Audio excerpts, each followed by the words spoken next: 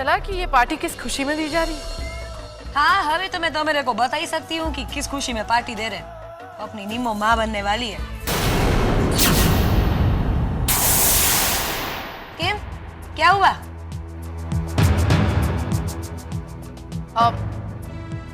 You carry on, मैं जरा निम्मो को कंग्रेचुलेट करके आती हूँ। बोले। एक्सक्यूज मी एवरीबडी, ये गाना बजाना जरा बंद कीजिए, सीरियस बात है।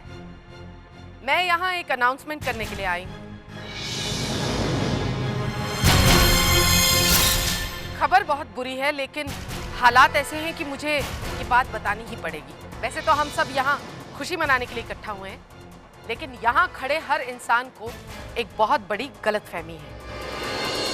निम्मो को आज ये पार्टी, ये जश्न इसलिए मनाया जा रहा है क्योंकि निम्मो माँ बनने वाली है।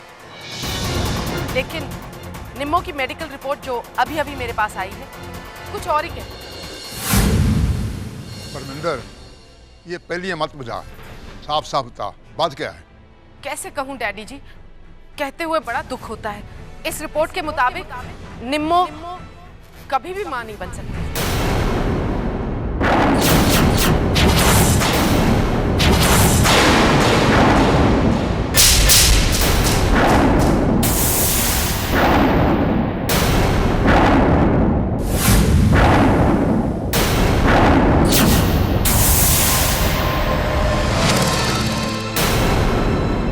अजीब बात है, कोई कुछ कह रहा है, कोई कुछ। आखिर बात क्या है, ये कौन बताएगा? बाप को नहीं पता कि बात क्या है। आनंद भाई साहब भी कमाल करते हैं, पूरी बात जाने बिना ही पार्टी दे डाली। इतनी जल्दी किस बात की थी? मुझे तो निम्मो का सोच के बहुत बुरा लग रहा है। एक औरत के लिए इससे बड़ी सजा क्या हो सकती है?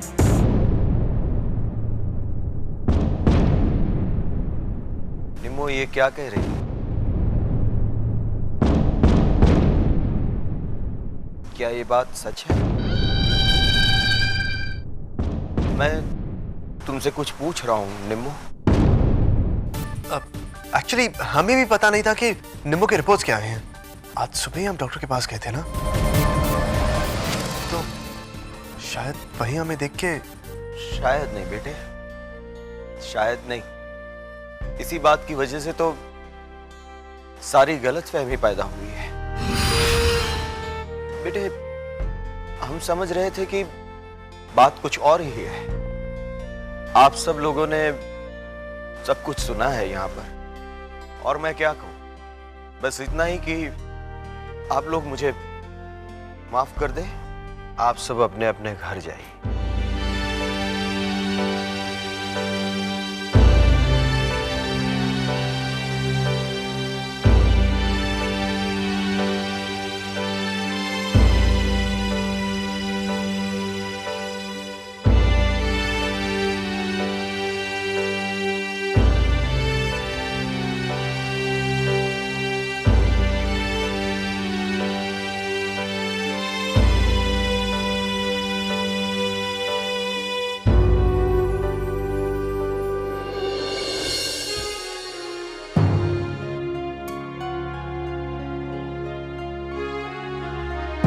Nimmo,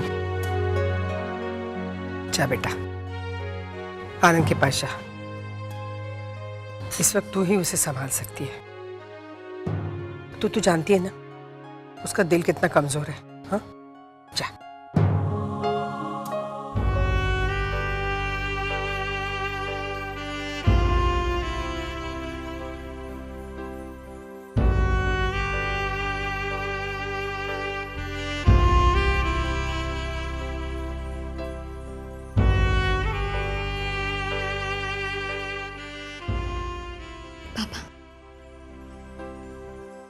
I'm sorry. नहीं निम्मो, तुम क्यों सॉरी कहती हो मुझसे? माफी तो मुझे मांगनी चाहिए तुझसे। बिना कुछ सोचे समझे मैंने तमाशा बना दिया तुम्हारा। नहीं पापा, आप ऐसा क्यों सोच रहे हो? आपने ये सब कुछ जानबूझ के थोड़ी किया है। ये तो जिंदगी की सच्चाई है। और हम कब तक भागते रहेंगे सच्चाई से?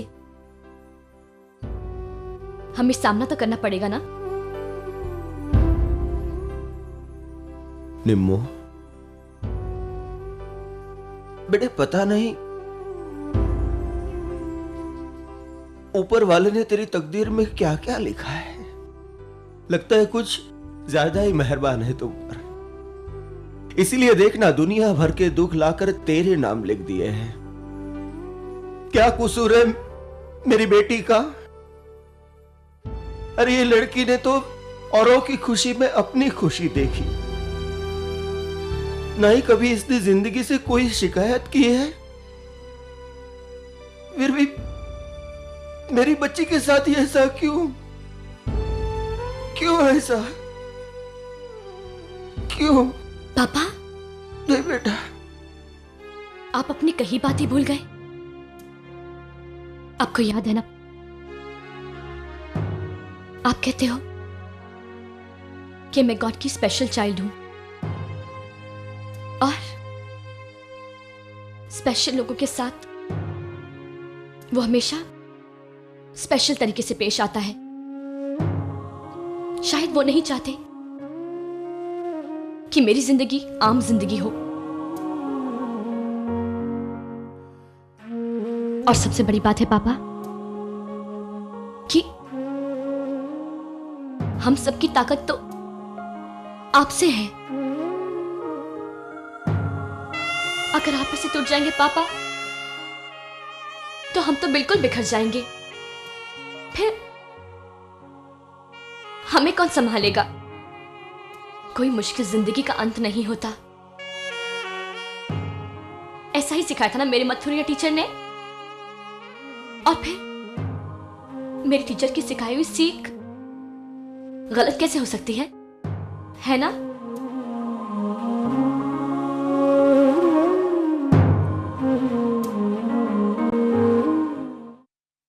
उठे सबके कदम, देखो रम पम पम, अच्छी ऐसे गीत गाया करो, कभी खुशी कभी गम, तररम पम पम, हंसो और हंसाया करो। मैं कुछ सुनना नहीं चाहती। अरे ये कोई तरीका है?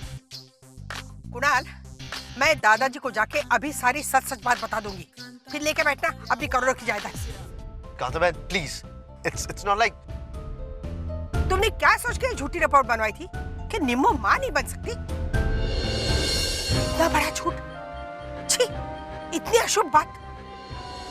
कुणाल, अगर झूठी रिपोर्ट बनवानी थी ना तो अपने बारे में बनवाते कि तुम बाप नहीं बन सकते, मेरे निम्मो को के बीच में घसीट लाए। कांताबेन, ये जो भी हुआ इसलिए हुआ क्योंकि और कोई चारा नहीं था। ये तुम्हारे चाहने पे हुआ है, तुम्हारे और उस मोटी परमिंदर के चाहने पे। वो फटेहाल है ना, जरूर अमावस की पैदाइश हो।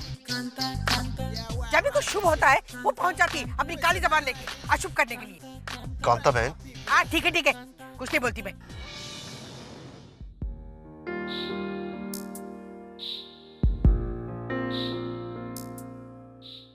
पता नहीं मेरी वजह से कितनी बार मेरे परिवार वालों को तकलीफें झेलनी होगी।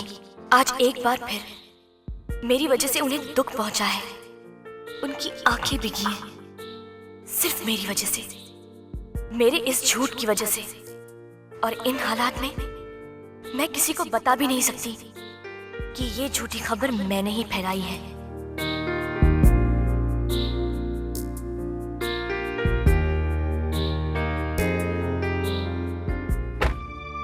निम्मो, मैं तुमसे बहुत नाराज हूँ। क्या जरूरत थी तुम्हें इसके प्लान में साथ देने की? कम से कम मुझे तो पूछ लिया होता। पता है निम्मो, ऐसी अशुभ बात। ये झूठी मेडिकल रिपोर्ट का आइडिया मेरा ही था कांताबासी। क्या? ताकि कुणाल को उसके घर वाले बच्चे के लिए फोर्स ना करें। क्या कमाल का आइडिया था तुम्हारा। आनंद की क्या हालत हो गई थी।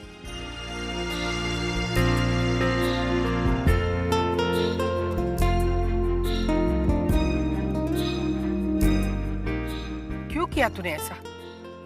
ये सब करके तुझे क्या मिला बेटा? मिला नहीं है कांता मासी, पर बहुत जल्द मिल जाएगा छुटकारा इस घर से, इस घुटन से। बस बहुत हो गया, अब मुझसे और बर्दाश्त नहीं होता। मुझे घर जाना है, अपने घर। मैं ये घर छोड़ना चाहती हूँ कांता मासी, क्योंकि लाख कोशिशों के बाद भी मैं कुणाल को अपने दिलो दिमाग से नहीं निकाल पा रही हूँ, और उसे किसी और के साथ तो हरगिज नहीं देख सकती। इसलिए मेरा जाना ही ठीक होगा। और वैसे भी जब तक मैं नहीं चली जाती, कुणाल को नताशा कभी नहीं मिल सकती।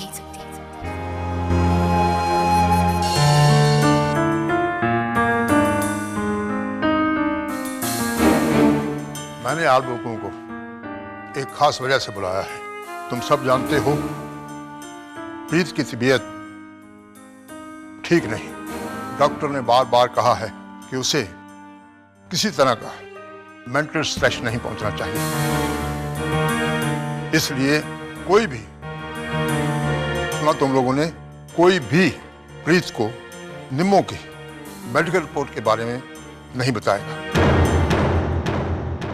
तुमने सुना परमिंदर? ये बात खास तौर पर तुम पे लागू होती है। जी डैडी जी,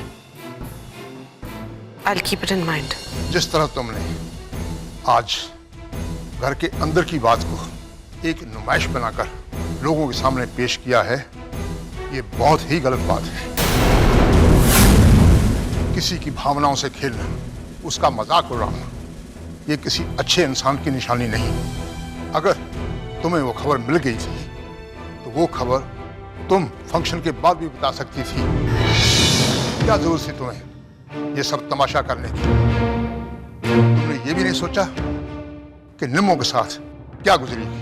डैडी जी, मैं निम्मो को सॉरी से कुछ नहीं होता परमिंदर, बात भावनाओं की है। लेकिन मैं बस सफाई की जरूरत नहीं, सच्चाई मैं जानता हूं।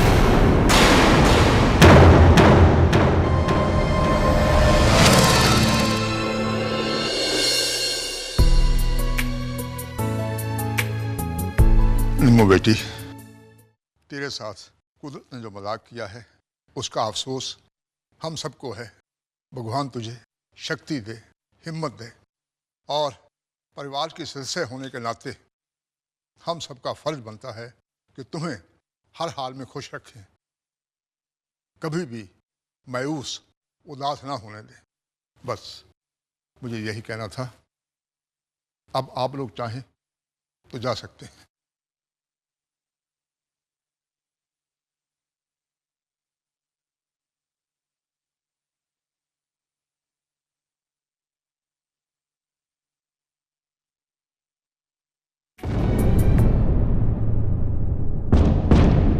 I don't know what to say, Kunal.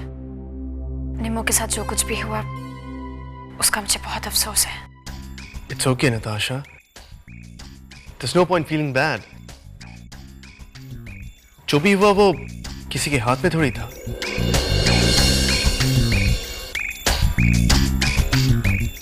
Kunal, चले?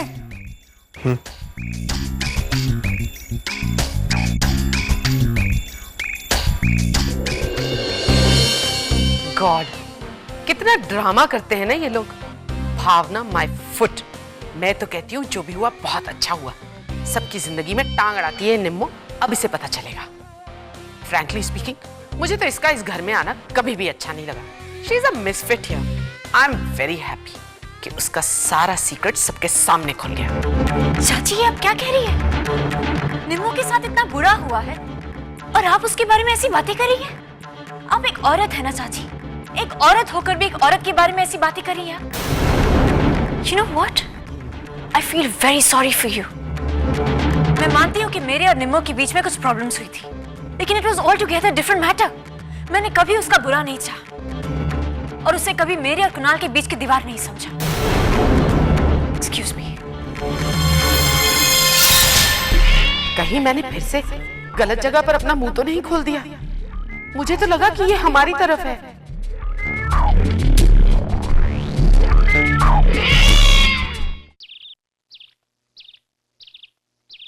हे गणपति बाप्पा, आज तेरी लाडली, तेरी चहेती, तेरे सामने अपना सर झुकाकर, हाथ जोड़कर तुझसे आशीर्वाद लेने आई है। आज मैं सच्चे मन से तुझसे कुछ मांगना चाहती हूँ। ये देखो, मैं तुम्हारे लिए क्या क्या लेकर आई हूँ। फल, फूल, तुम्हारे मनपसंद मोदक। तुम अमीरों पे कुछ ज्यादा ही मेहरबान हो ना। मुझे देखो, झूठी सही, लेकिन आजकल मैं भी अमीरों की कैटेगरी में फिट होती हूं। फिर तुम मेरी कामना तो जरूर पूरी करोगे, है ना? कल रात को जो तुमने पापा के साथ किया, बिल्कुल ठीक किया, बहुत अच्छा किया। लगता है परिवार के चक्कर में वो तुम्हारी पूजा पाठ थोड़ी कम करने लगे हैं। ऐसे लोगों के साथ ऐसा ही होना चाहिए। तुम तो जानते ही हो कि मैं कुणाल से प्यार करने लगी हूं। मैं चाहती हूं कि वो भी मुझसे उतना ही प्यार करने लगे। इतना ही नहीं, मैं चाहती हूं कि वो घर, खास तौर पे दादी जी, मुझे अपना ले, मुझे बहू के रूप में स्वीकार कर ले। फिर कुणाल ये कॉन्ट्रैक्ट मैरिज भुलाकर मुझसे सचमुच की शादी कर ले। बस हमारे ढेर सारे बच्चे हो, हमारी जिंदगी खुशियों से भर जाए और गमों का दूर दूर तक नामो निशान ना हो। सचमुच यही मेरी प्रार्थना है और यही मेरी कामना। बस तो अब शुरू हो जाओ, हर बार की तरह मेरी प्रार्थना और कामना को तोड़ने के लिए, जो आज तक करते आए हो। मेरे आंखों के सामने मेरे सपने को फिर तोड़ डालो, ठीक है ना? आज तक तूने इंसानों की परीक्षा ली है ना, आज मैं तेरी परीक्षा लूंगी।